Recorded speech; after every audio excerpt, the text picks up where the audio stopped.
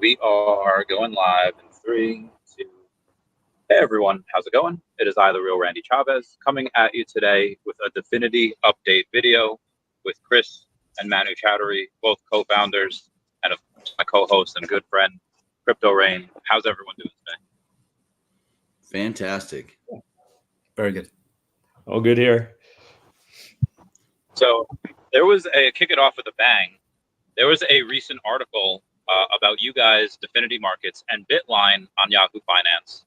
And Richard Jones had this to say about you guys. He's the CEO at Bitline, saying, our vision to reshape the gaming industry with digital assets, purchases, and blockchain entails setting customer safety as the utmost priority.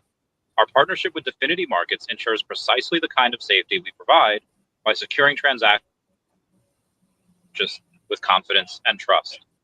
So you guys are getting into the gaming industry. They do mention digital assets on there as well, but obviously we go and we take a look at casinos. Can you tell us a little bit about this and how this partnership has formed? Yeah, absolutely. So look, I think first things first, just in terms of the guys at Bitline, they have got an incredible platform. So they have a full end-to-end KYC platform that is very, very good. So they can onboard clients very fast, and they can go through the entire process fully automatically, which is fantastic. The truth is, if I'm very, very honest with you, what Richard has done, because he's a very bright chap, is he's taken the idea that we had on crypto repo, and he's looked at the repo market and said, yeah, that's great, but actually I like casinos. And he's essentially repurposed it. So what he's done is taken the concept for, and again, let me summarize crypto repo. So essentially, let's say you have, I don't know, let's say $1 million of Bitcoin, but you want access to fiat some way for a period of time, be that overnight, be that 7 days, be that 30 days. You can then put your Bitcoin as assets available for sale to secure liquidity. So it's not really a lend, but it's a liquidity facility because you're not really selling those assets. So it's very different to things such as, I don't know, pawnbroking, whereby there is a defined sale unless you come back at some point to repurchase. It's slightly different. So they've taken that concept, and again, look, you know, I'm no expert in the gaming industry. These guys have got many decades of experience here, and effectively what they've done is they've come up with a I'd say really interesting solution, which is you can take, again, let's say Bitcoin, put it as an asset available for sale for you to get liquidity in a casino. So what is our role in this, and what is it that we do? Essentially, the idea was basically originally ours, and they've just repurposed it to make it quite interesting, and I think certainly more exciting than a repo market. And our participation in this basically is essentially, if there's a market-driven event, let's say a liquidation event, then again the execution of that liquidation will happen on the Definity Markets platform. So we will get, you know, our interest in this is getting deal flow, and obviously their interest in this is really building and scaling this. And just to give you a bit more context as to, you know, why does this even exist? Why is there demand for this? Essentially came on the back of the fact that there were probably a dozen phone calls a day that Rich was having from people saying at casinos, saying, look, there's a person here who's got $5 million of Bitcoin and they want to somehow access liquidity. This seems to be happening every single day of the week. What do we do about it? And that's kind of how this thing developed. So at the moment, it's being beta tested in the States. I can't really say too much more about that because we're obviously heavily under NDA. All I can reveal is that there will be a proof of concept launch sometime just before Thanksgiving. And on the basis that that works, and I'm pretty confident it should work pretty well, it will then be rolled out in partnership with Every to a very large number of casinos in the United States and around the world. So it's a really interesting idea. I guess playing devil's advocate, one of the things that we were very mindful of, and one of the things that we insisted on doing, was ensuring that this was really something that was only available to a certain demographic. And the reason for that was, again, we don't really want the regulator to be thinking that we are either trying to push an agenda or to enable something that is not necessarily good for society. We don't, the regulator's big concern is, are there old ladies that are going to lose their house because of this? And that's obviously something we're very mindful of. So the minimum transaction value is $250,000. And the reason it's been set at that level is purely to have a high barrier to entry so that it's only available for sophisticated investors. Now, the reality is that if you've got 250,000 of digital assets, you are a successful trader and you are clearly a sophisticated trader. And we think that's probably a reasonable starting point. Now, what happens thereafter, that's not really in our domain, and that needs to be a function of the proof of concept. But what this does is this opens up an absolutely colossal market. And it's, as far as we're concerned, because we're fortunate enough to be paid a royalty on every single transaction, it's another revenue stream for the Definity business, which is, again, is wonderful, because one of the biggest things we see is, look, let's be honest, 90% of the projects out there don't have a revenue model. We have a phenomenal revenue model, and we are adding diversification by having multiple channels of that revenue hitting us. So for those that are, I wanted to see if you would step back. For those, a lot of the audience is familiar with Definity and what it does, and so this adds another aspect to it that of us that hold the Definity tokens weren't expecting. Would you step back and just share what Definity, like when you started Definity, what was the goal of Definity, and what is Definity itself? Yeah, sure. So look, again, just to give a bit of background on Chris and I. Chris, we had the pleasure of working together, for a decade, maybe slightly more. I can't. Yeah, slightly more, but a long time. Slightly more than a long time. And we love working together so much. We thought we'd enter into a startup and then spend 5 years together again. but basically, the long and short of it is, look, basically look, I spent most of my time working in sales and trading for a couple of UK investment banks, likewise Chris. And what was very obvious to me was there was a huge move towards automation and electronic trading. So I left in 2019 to essentially become the CEO of a business called DMA Link, and that was a electronic trading business for banks and funds. Obviously, in 2017, I became a bit of an evangelist for crypto. I bought at the high 2 days before the CME launched their futures contract, so that was a great trade. So, essentially, even though I'd lost pretty much most of my investment, my outlay, I was still preaching to absolutely everyone, saying this is the future. And again, look, I'm sure I've bored your audience with this many times before, but look, for me, the penny dropped as to why this is so revolutionary when I've worked out what is Bitcoin and why is it so special. And really, what makes it so special was it was the first time in human history that we had created digital signatures that could not be forged. And I was like, wow, this is going to change TradFi. The next issue was, okay, everyone thinks I'm mentally ill because no one understands what I've just, because again, in 2017, no one explained this to me. Everyone kept saying it's digital gold. I was like, I don't understand what that means. And ETH is digital oil. I was like, I don't understand what the hell, what does that mean? I don't get it. And I just thought maybe I'm just too stupid to understand this. But it turns out I just didn't understand it because what they were saying makes no sense. Yes, it's a store of value. Yes, it is somewhat commodity-like, but the real value is the fact that you have this digital signature element that can't be forged. Obviously, less so with ETH because it's no longer proof of work. But anyway, that's another discussion for another time. And really, it was about saying, right, the future is digital. How do we build a conduit to get the TradFi clients into digital? And what's interesting is that in 2020, I went and spoke to pretty much every single bank I knew, and everyone told me I was an idiot and it was a stupid idea. No one would ever do this. Crypto was basically for criminals and it was a waste of time. And then, of course, COVID came along and the crypto markets went absolutely crazy. All the clients, all the asset managers suddenly started calling saying, hey, listen, look, you know what? This seems to be another asset class that's just developed. Maybe we were wrong. Okay, how do we buy this? Can we buy this on your platform? And we said, no, it's more complex than FX because it's a bearer asset. All deals are final. It's a bit more complex. We have to be a bit more careful. And that's when suddenly some of those banks that we were speaking to said, yeah, you know what? Clients are jumping up and down for us to do this. How do we do this? How does this stuff work? And that's really when we started pushing very aggressively to say, all right, cool. We have demand from some of the largest financial institutions in the world, some of the largest banks in the world, some of which are our clients. What can we do to build that ecosystem? And that's really where the concept came from. So in the world that we work in foreign exchange, we have what's called a prime broker. And a prime broker effectively is a division of an investment bank that helps fund managers and hedge funds access leverage, essentially, and access financial markets. So we kind of looked at that and said, right, what if we could get a bank prime broker to be involved in a crypto transaction by taking credit facilities that are available for trading equities, bonds, commodities, FX, and allowing them to trade crypto on our platform. And that's basically where the idea came from. That was where the concept came from. And that was, and again, look, there's been several iterations of this. There's been several evolutions of this. Of course, initially we went out there and we built a decentralized version of this, and then we realized that our blockchain-based technology was 1,000 times slower than our legacy tech, to which we thought, shit, okay, that's not great.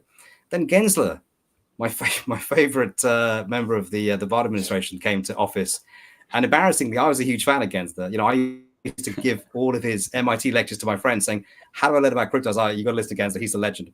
And he's still a very smart guy, but unfortunately, I guess one of those things, you get into a political position of power and they kind of close the blinds and the CIA turn up and say, this is how things are going to be. Do we have a problem? And he's basically said, yeah, okay, no, I've got no problem. I want to be Treasury Secretary, Gensler. I'll do whatever you tell me to.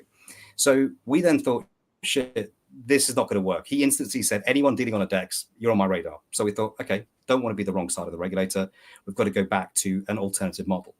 And that's really when we came up with the final version, which was to get a bank to partner with us to extend those credit facilities to those existing TradFi clients to enable an ecosystem for trading. And essentially, we obviously managed to convince the bank to do this. They only did this on the basis of us saying, hey, we beta tested this with a pre-funded version, which is what everyone uses. Now that it works, now that it's scalable, we want to then move into the bank model. And that's what we've done. And by the way, our initial beta test model has been incredibly successful. And I'm going to say that's 100% our doing. And we knew that was going to happen on day one. But this is nothing. This is probably 5% of the volume that could be traded in the bank model. And that's very exciting for us because we really think this is going to be an absolute game changer for the industry because it creates a genuine conduit for fund managers that have never entered the market but want to, and also it's more efficient. So look, people say to me, well, I can go and buy an ETF. It's like, yeah, you can do. And I love Kathy Woods. I'm a huge fan of her. But as much as I love Kathy, I ain't going to pay her 50 basis points per annum. Really, 0.5% just so she can per annum, just so she can hold my Bitcoin. That's crazy. So obviously, forget the behemoths of the market. The BlackRocks and the Vanguards and the Fidelities. They are big enough to do whatever they wish. But there's a big demographic of fund managers below them that have huge client demand, and they're trying to find the best way of doing this. And what we're doing with the mechanism we have is allowing them to do it with a bank that they already trade with. And that's a huge opportunity. And it means that we have this demographic of existing clients that are interested in trading that will be able to push forward with this and get internal proof to do it. Because actually, who's their counterparty? Is it me? No, it's a AA minus rated investment bank in Europe. So you guys have... Go ahead, Randy. Sorry. Very mindful, very demure. You guys are awesome. When me and Rain had first taken a look at you guys and started purchasing a lot of Definity, one is because a lot of times investors have to say, okay, do you bet on the horse or do you bet on the jockey? Meaning, sure. Do you have a good product, which is the horse, and do you have a good leader or leaders, which is the CEO, the CFO, and everything, sure. And you guys have both. But when we started to invest, it was really only for, again, the TradFi. It was really because you guys were doing making sure that institutions got a chance to trade crypto. Your crypto spot trading is unlike any other, and you're going to make money with that. But now that you guys have this partnership with Bitline to go into gaming, like originally we thought what you guys were doing was a $1 billion opportunity, and you guys are at like $5-6 million market cap, so we figured this is a really good deal. But now that you guys are getting into gaming, where in case people aren't aware, inside the U.S., the number 10 state to purchase to do gambling is Maryland. They have about 2.5 billion in revenue each year from gambling. Nevada, all the way up where Vegas and Reno are, is 15.5 billion. Where I reside and a couple of my friends reside over in Ohio, it's 3.3 billion. And there's been several times where we have conversations with the leaders of these casinos, and they say, yeah, we got offers all the time. Got a couple million worth of Bitcoin, just Bitcoin. And we can't go and give them gaming chips because there's no way to do it. Now that you guys are offering this, I feel like this is but now there is. That's a solution. Yeah, now that you guys have this seems like another billion, maybe multi-billion-dollar opportunity that you guys can get into. Over on the Yahoo Finance article, it says that you guys are offering up to currently $10 million in casino venue chips. As you guys had reported before, you need to have about $20 million in order to get those $10 million in chips. At what point does that go in and say, hey, we can up this, because now we don't just have these single whales, but we have these conglomerates, we have these companies, they want to go and take their clients on a great time. What's the max that you guys could be able to do eventually instead of 10 million right now? When you go super high end, can you eventually go to tens or hundreds of millions? Yeah, absolutely.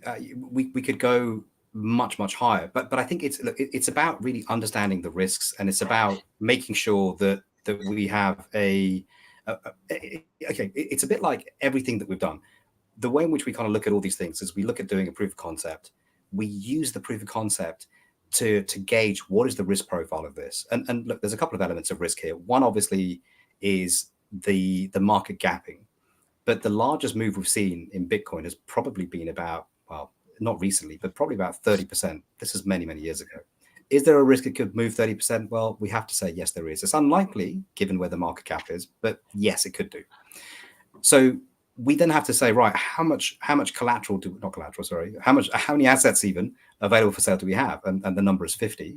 So how do we protect ourselves? Well, what we have to do is make sure that every time we see a 5% move against us, we have to ask for them to top up. And when it gets to 10%, if it has been topped up, it gets closed out.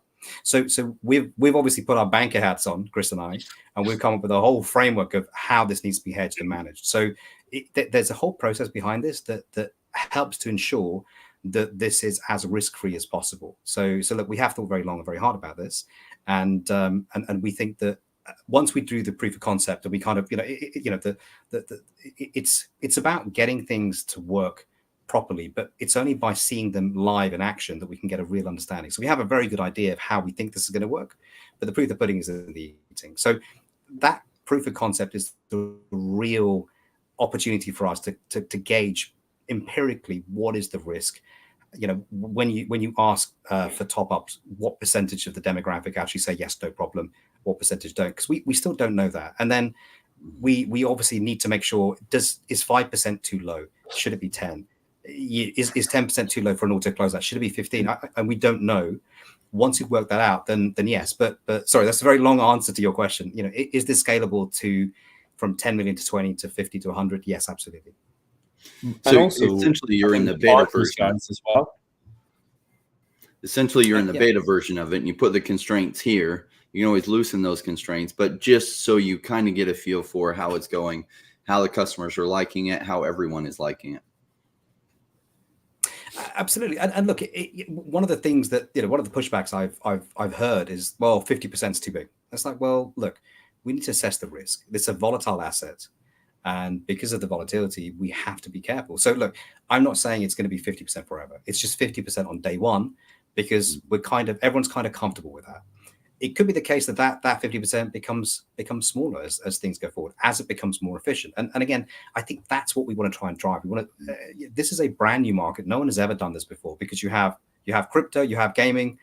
I mean, yeah, people have issues with both of those. When you combine the two, yeah, that's challenging at the best of times, right? So it's about taking an iterative process on this. But look, if we're doing 10 million a day, I would be extremely happy, because that's a lot of revenue for Definity. Yeah. And the partners this is on top of your other model. Like, what this is all icing on the cake, because you launch your beta for your regular model, allowing institutions and other funds to be able to trade where they can have their funds custodied with a bank they're familiar with. And that launched last December or sometime late last year, early this year? So we launched. So in order to get the bank's risk and compliance team happy and on board with this, what they wanted to understand was to say, right, okay, cool. What is the life cycle of a trade? What is the average duration that we have this risk for? What kind of transactions are these institutions doing? Why are they doing these transactions? Well, we can tell them why. Well, because they're hedge funds and they're basically punting markets. That's what they do. But are there any actual end users? So they want to understand what percentage of the demographic that are trading because they have an actual use, i.e. they're a fund manager and they're buying Bitcoin once a week or twice a week or whatever it is. What percentage actually have an end use for, let's say they're going from dollars or euros or sterling to USDT. Why are they doing that? What's the end use of this? And what percentage are just basically buying low and selling high? And to give you some context, in FX, I would say 97% are hedge funds just punting the market. They are basically trying to make money. That's it. Corporate flow, so people that actually have a genuine requirement to buy or sell currency, is 3%. So I think they just want to get their head around how does this change? And ironically, I would say the percentage of people actually buying and either holding because they are deploying capital for investment, or they're buying stables to make payments, for instance, to China, because it's more efficient than paying dollars. I would say it's probably more like 20%. So yes, 80% of our clients are hedge funds. They are punting the market. That is what they do.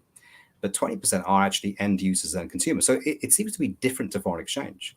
And that's really why we had to do the proof of concept. That's why we had to kind of get our head around all of these elements. Now that we've done that, and obviously now that we have a license, then we are looking to launch the bank model now. And so far, with everything we've presented evidence-wise, they're very happy, and it backs everything we said. Would you believe we started this journey 3 years ago with the bank? So everything we said 3 years ago, turns out that is exactly what is the case today. So from a risk perspective, what is our real exposure? What are the mechanisms we have in place for mitigating risk? How does Fireblocks work? How does it fit into the process? That has all been part and parcel of what we've been doing. And really, I think that risk assessment is very crucial. Now that we've done this, we're in the process of essentially signing up our first cohort of about half a dozen to do the proof of concept with the bank. And again, Chris and I are actively involved in speaking to those counterparties and making sure that they're going through the process and signing the fun legal docs we spent 3 years negotiating. So essentially that model, now that it's been live in a very compressed, like I guess you had some users, it allowed you to get a bunch of data, which probably helped get the Jersey license so that then you could show them what all the numbers look like. And you're kind of taking that same thing again with the gaming thing of, okay, let's narrow the window considerably, see how it's used, what kind of risks that actually show up in usage, how many people do have to top up, how many are supposed to top up and they don't, what kind of problems does that create? Then you'll have a bunch of data over the coming 6 to 9 months. And then you can know if you can expand it, you can lower the fees, you need to raise the fees, etc. Exactly. It's the same process that we have for the model we have at the moment for the digital asset trading. We have facilities whereby if clients don't top up, we have to then liquidate them. But again, we have to be fair. We can't just liquidate them because it makes money. That you can't rip people off, right? So there's a balance that you have to strike between managing risk and doing the right thing for the clients. And that's where the whole proof of concept is so powerful, because then you can essentially say, look, based on what's happened historically, and again, I know the regulators will say the past is not a prediction of the future. Yeah, I know. Of course, we're familiar with that, but it helps us understand what may happen in the future. And I think that's why it's quite important. And Chris has been pivotal in looking at those models. Yeah, I think the other thing that we've always kind of tried to stand true is the partnerships that we've chosen. So if you look at the partners involved in all these new areas, we're also making sure that we're partnering up with people that know the industry that we're working with in great depth. So again, it's leveraging their experience. We're not trying to be sort of jack of all trades, master of none. We know our area, we know our subject matter expertise very well.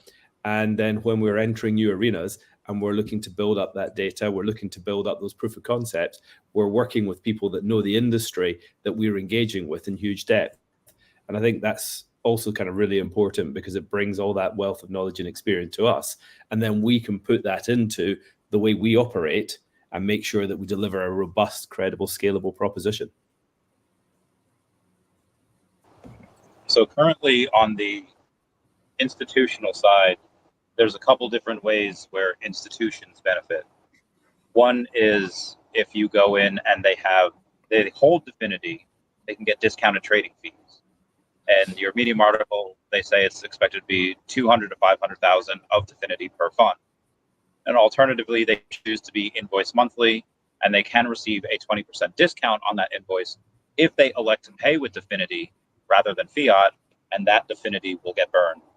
Is this something you guys plan to do with casinos as well? Saying if your clients that want to go in and utilize this option that we have, if they have a certain amount of Definity, they'll get some discounts, or is that something that might not be possible?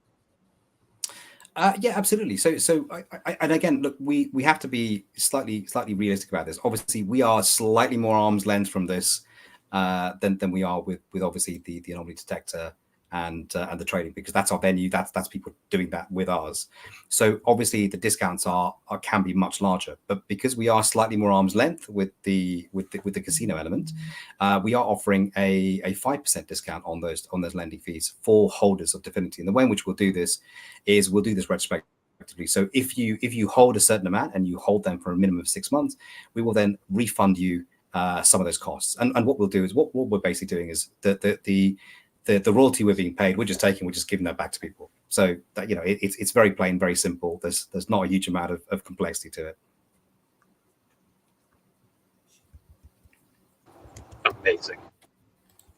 But I think, look, what excites me about this is that you obviously have a lot of high rollers that are people that are the movers and shakers in this industry, that are influencers that people will know. If we can get on their radar, I think it's probably a good thing, because look, I think obviously this is far more exciting than our main business, if I'm being very honest with you, right? It is quite cool. But the real objective here is to take our real business, our actual business, and really, why are we doing this? Why are we looking at things like crypto repo? Why are we looking at this concept? It's very simple, because we want to have diversification of revenue streams. We don't want to have concentration risk with just one, and that's why we've got the beta test, which by the way, we are going to continue doing, because it makes a lot of money. So we're going to keep doing it, and we're going to keep scaling it. We've got the bank model, which is the holy grail. That will be phenomenal. We now obviously have this casino element, and at some point, once we get the green light, we will also have the crypto repo. Sadly, probably the 31st of December. And for those of you who understand European regulation, you will probably understand why that date. And then we can probably reveal a bit more about who we're part of with there. But that will be a big piece of news. Yeah, what I like about this side of it is Definity itself, like a lot of regular people up to the tune of, like, even some people who are wealthy and running their own business, they don't think about that side of the model, what you do. So it's very kind of business focused or banking industry focused, which doesn't breed a lot of awareness as to what Definity is, because like somebody like me isn't going to use Definity on a day-to-day basis necessarily with the current model.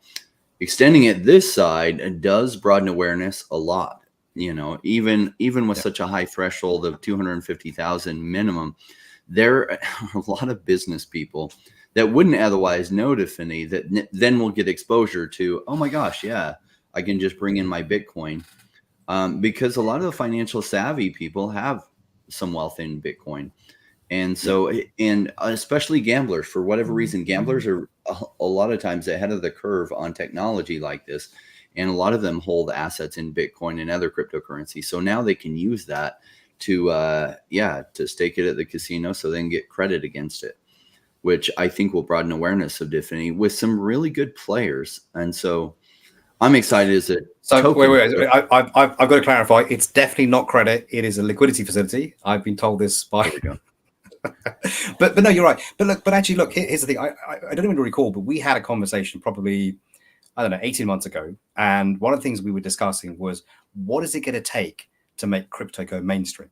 What's going to have to happen? And what's really interesting is probably over the last, I don't know, 2 months or so, we've kind of seen the start of this, and I think this is going to be a really big wave. So I was approached by some of my old clients who said, look, explain how stablecoins work. And I was like, okay, it's a random phone call. I was like, we haven't spoken for a good couple of years. Okay, sure, let me explain. I said, why are you asking the question? They said, look, we're being offered a 5% discount by our Chinese suppliers if we pay in USDT. I said, okay. And I said, that's wonderful. Why are they doing this? And they said, well, because at the moment, obviously, China is facing challenges. Their banking system, shall we say, is stressed. And again, typically what happens is when you send, let's say, $1 million, the Chinese banks used to hang on to it for 24, 48 hours. They may hang on to it for 14 days now. So it creates huge issues in supply chain. However, if they pay in USDT, they receive the funds in 45 seconds and they dispatch the next day. So their question to me was, what are your thoughts on this? And I said, I think it's great. And by the way, I can do it for you. So this, and again, so this is a really interesting demographic. And these are corporates that would never in a million years would have touched digital assets, but suddenly out of necessity, and obviously because the CFO said, shit, we're saving 5%. Why would we not do this, right? Of course, 5% is a lot in this market. it's driving behaviors in a really interesting direction. So I'm not saying this is the start of, I'm not saying this is necessarily the end of that step change, but I think this might be the start of something very interesting. And we are speaking to a lot of businesses about this that are suddenly looking at this as being a faster means of payment to secure supply chain. It's a really, and I would never have predicted this, certainly 12 months ago, but because of what's happening in China, this is a really interesting development. It's funny, like sometimes people don't really realize what crypto is, but crypto is just a technology, the blockchain combined with cryptographic encryption, that unlocks things the internet couldn't do before. And so it's like the next wave of internet revolution. And it used to be like when internet 1.0 came around, a lot of businesses were resistant to it. And a lot of people, oh, it's a fad. And then they found if they didn't start using the internet, they got left behind. And this next wave of blockchain, it improves finance in a lot of ways. The ability to transmit funds or value can happen like that. Verifiable. Yeah, like there's so much value here, and businesses are waking up to that. And we're seeing that evolution. We'll especially see it once Bitcoin breaks 100,000 again. This mental shift of crypto being a swear word to crypto is the hottest thing again will happen once again. It happened in 2021, and it's about to happen again. Yeah, absolutely. I think we're going to see a absolutely behemoth move, particularly if Trump wins. Trump wins, holy shit. I think we'll have a super cycle if Trump wins. I think we'll have a normal big cycle if Kamala wins. I think it'll be a crypto super cycle if Trump wins. Yeah. No, I think so. Look, I mean, sorry, Chris, go on.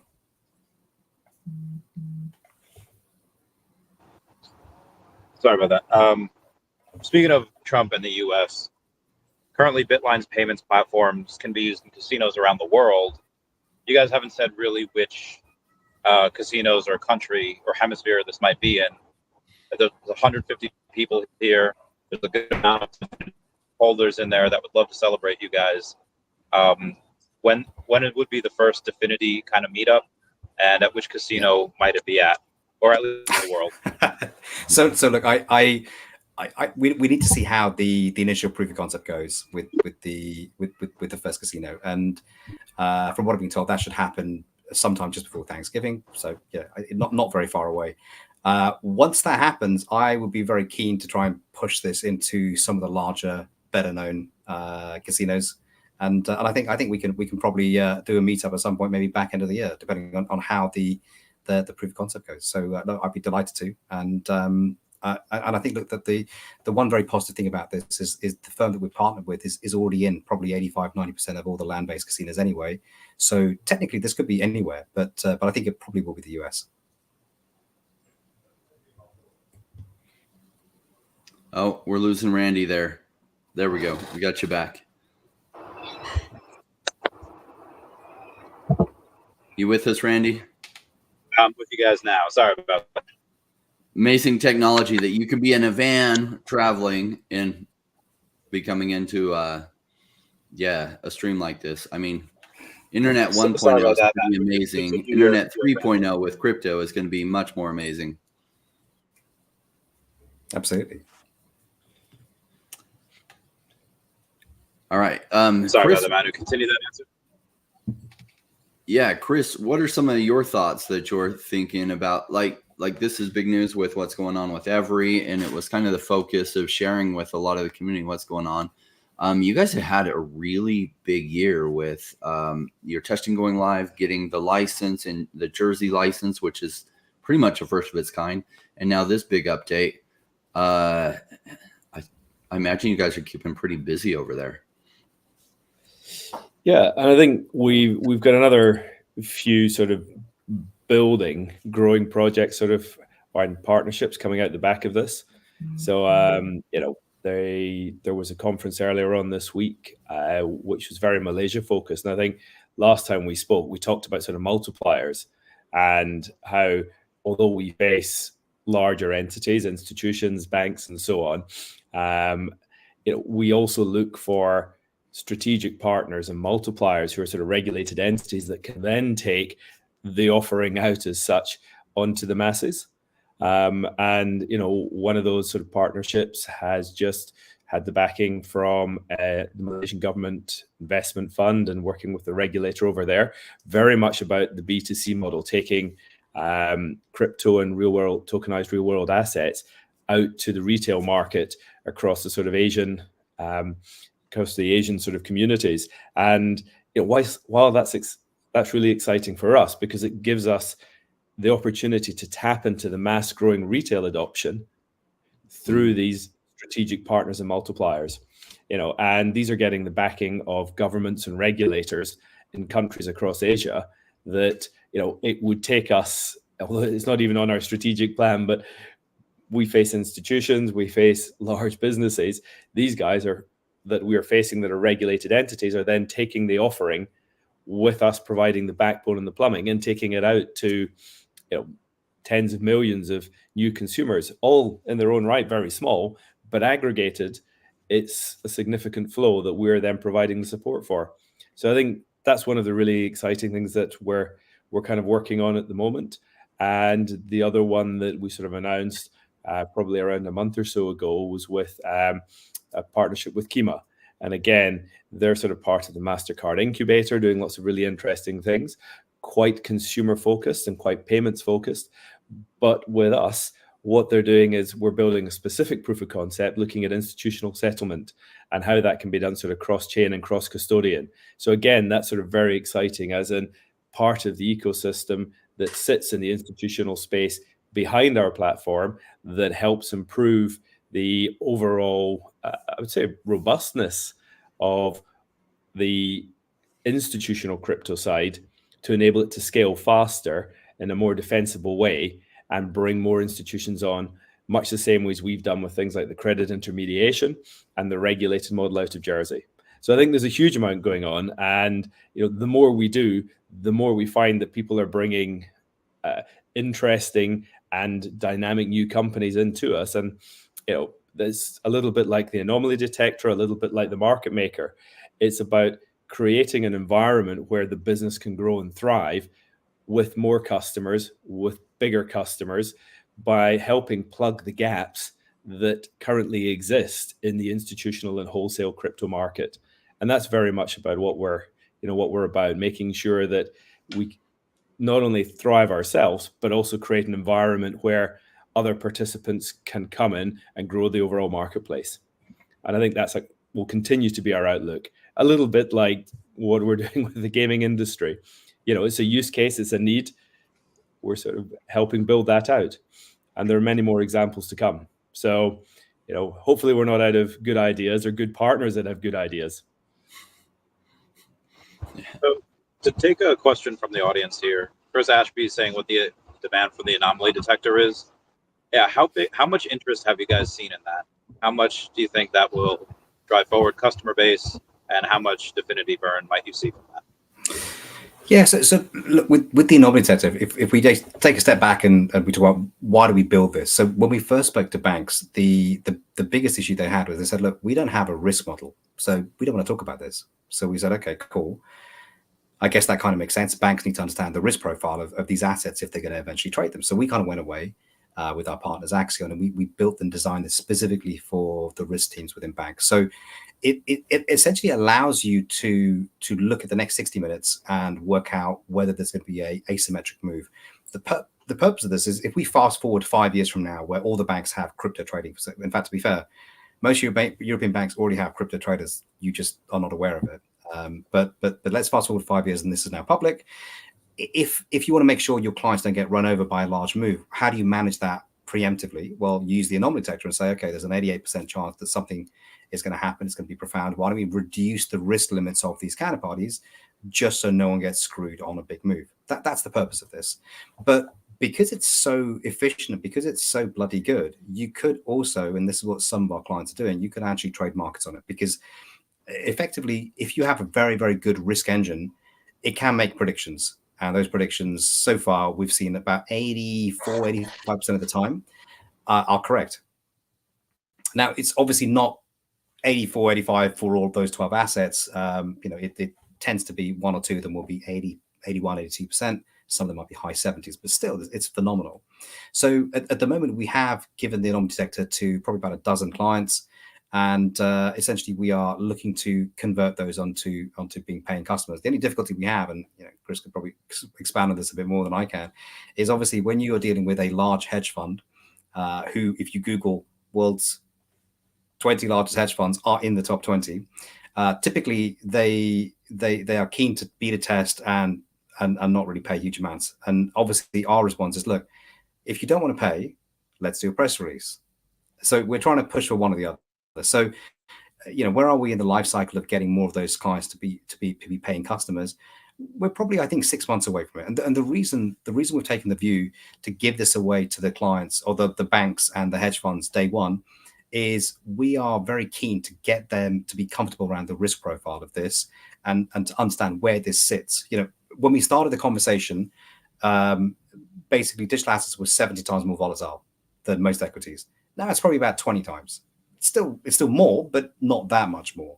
So I think the risk profile has shifted just in those couple of years. And I think as we have a larger pool of liquidity entering that market, that volatility is going to decrease as well. So the rationale for the distribution of the anomaly detector was to essentially get them excited about the use of it and get their head around the concept. Now that we have them being more and more familiar, our objective, or shall we say Chris's objective, your objective is to try and get these guys to actually pay more for it. But we are also now pitching more people a fully paid service as well, the ones that do understand risk, the ones that do understand digital assets. I think it was some of our strategic partners as well, and also we've sort of seen it from some of the exchanges. And again, people have asked in the past about sort of token listing, etc., and other exchanges, bringing more sexes in, etc. One of the things that we can take there to make us more attractive and gain more support from some of these centralized exchanges is also bringing some value back to them with things like the anomaly detector, which they can then use for their own trading desk risk metrics to help. So it's not just a one-way relationship. We're, like we sort of said, we're bringing back to the market to help the market mature and evolve and to grow faster and more stable basis. So I think, we're seeing a lot of interest in the anomaly detector, but that will only accelerate because the reason people need it, as Manu outlined, is only going to grow with the market, and the market is growing. So we're all seeing that.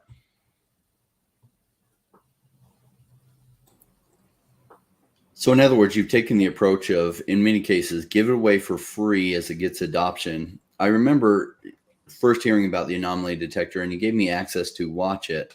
And it was at the time that all these AI crypto projects were going crazy. And it's like a lot of these AI tokens were launching, and they're like, oh, we have an AI Telegram bot that can help improve your trading. And the market cap on XYZ project that's probably dead by now already, launch, and they'd go to $100 million market cap. And the AI behind it was I don't know, programmed by a high schooler. And I was like, gosh, this is crazy. Just this narrative hits. And it's funny, I was like, Definity took the time and had theirs programmed by this, but it hasn't hit these same news channels in the way that people know. Most people don't even associate Definity with AI, and yet they produce one of the biggest artificial intelligence indicators that's actually being used by hedge funds out there to make trades against. I'm like, that's pretty crazy. Yeah, I mean, look, I think one of the things we have to put our hands up to is that we've been focusing on the business and building the business, because look, as the business becomes more successful, by definition, the token will also reflect that success. Where we've not been great, and this is, I put my hand up that this is partially my fault, is we've just not done a great job of explaining how awesome we are. Maybe it's because we're Brits. I don't know. I'm not sure. Maybe if we were American, we'd be a little bit more aggressive and tell people we are awesome.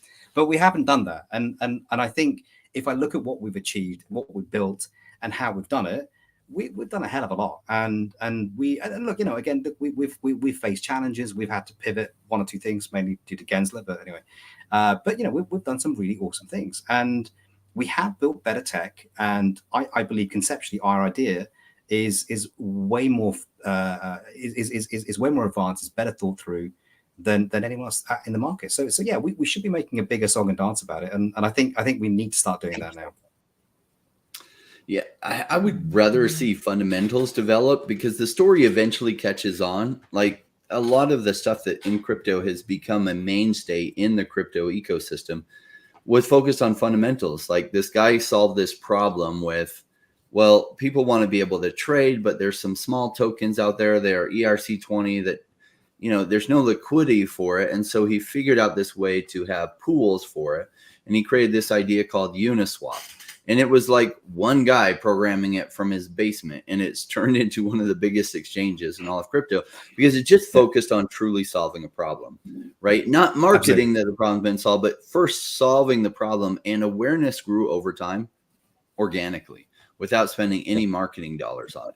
And so I prefer to see projects that are building out, like solving actual real world problems. And you're seeing that not only as you solve some problems, people are coming to you with other ideas that are along the lines of what you're already doing, saying this problem could be solved too, and maybe you can help us solve it, which is just bringing more business to you and more ideas and more problems that you're solving. I mean, that's pretty exciting to me as an investor, watching this come together. Yeah, absolutely. I think that's been the backbone of everything we've done. We've basically looked at how things operate, and we've spoken to participants on both sides and said, look, in an ideal world, how do we fix this issue? And on some of those questions we asked, they don't know. They're not sure how to do it. So we've had to then sit down and say, all right, cool, let's try and fix this problem. And that really is, I think, the ethos behind every single thing we've done. So, why someone asked me the other day, why did you build market making algos? Well, because we paid a lot of money to a bunch of idiots that didn't understand how markets work, that took a lot of cash from us and achieved nothing. So we thought, well, I think we can do a better job ourselves, which we've done. Why did you build the Illuvium detector? Well, because we want to get banks to get their head around the risk profile of digital assets, to educate them, to see these are not quite as risky as they think. Yeah, so there's a lot of method to what we do, and we, again, I think a lot of the bits of tech that were built are you're right. I think it realistically in the AI peak, they probably could have been standalone projects, but we just built them incidentally to help support our core business. Yeah, and fundamentals over time win out. Like that's why I like to focus on fundamentals in a project. Like Randy used the analogy, a good horse combined with a good jockey, like a good narrative or a good company led by a good team makes a good combination. And those are the things that I like to bet on. I don't have any further questions other than I wondered if you could stay for a few minutes after and we could do a private live stream with the Discord community for a few minutes. I know they have some questions they'd like to ask. Yeah, no problem at all. My last one would be, you guys are killing it. All these guys have a relatively small team. I imagine that as these things get done, the margins on these get bigger because the team hasn't been growing. Is there any way that certain people that think they can add value can apply to be on the team, and what you guys might be looking for an expansion, or are you guys kind of set for now? No, not at all. Not at all. I don't know about you, Chris, but I'm as happy as I am to work 20 hours a day. I'm getting a bit older, so I think realistically we do need to hire. We need to hire. Great hair sale. Well, yeah, Jesus, absolutely. But I think, look, I think the problem is that I think sometimes because we've all worked together as a team and we have built this ecosystem together. And look, let me tell you something else. So I meet a lot of other tech entrepreneurs, and I meet a lot of people that are in the same industry as ours. The one thing that's very obvious between a lot of those people and our entire team is if you were to pull Chris aside and say, explain to me the life cycle. How does this life cycle of the transaction work? He'll be able to tell you exactly how it works, as will I, as will Michael, as will everyone else in the team. When you speak to a lot of these other people and you ask them questions as to, well, how did you do this and how did you build this? Their response is, I don't know. I need to get my CTO involved. And look, I'm no CTO. Chris is no CTO. But all I would say is our level of knowledge, understanding of the problem is exponentially better than those people. So look, in answer to your question, are we looking for people? Yes, absolutely. The kind of people we're looking for are really people that are passionate about digital assets and that understand about TradFi, because look, what the reason we've managed to do what we've done is because we can look through two different lenses, and that's a really powerful thing to do. Because again, a lot of our peers in TradFi, they just don't quite get the digital asset element, and a lot of the crypto natives, they don't quite understand TradFi. So it's having the ability to look through those two lenses and understanding the issues and problems. That's key, I think, and that's kind of demographic of people we want to work with. And we're always lining people up. I mean, one of the things that we've been very aware of is the market's evolving, the number of assets that are covered under digital assets. You know, there's a big groundswell at the moment about real world asset tokenization. There's a digital bond market. You know, there's concepts, everybody's talking about CBDCs in various pockets, wholesale CBDCs, regulated stablecoins. You know, nobody has all the answers, but what we have done and what we continue to do is grow the supporting network of people and learn about these industries and create strong ties with them, so that as these things start to come to market and as the volumes in these different assets and these different areas grow, we have the people that understand inside out the TradFi element of that, and then we can take elements of that knowledge and apply that to what is unique about the digital asset system, and then create a real robust, deliverable, safe system rather than just an idea. And, you know, that's what we've always worked on. So doors always open, always happy to hear crazy ideas from people. Glad to hear it. Thank you guys so much. This has been an amazing stuff. Again, obviously you guys will hang on, so we'll go off camera, but to the 200 people here, thank you so much for joining. This is amazing. Definity to the moon. I love you guys. Bye.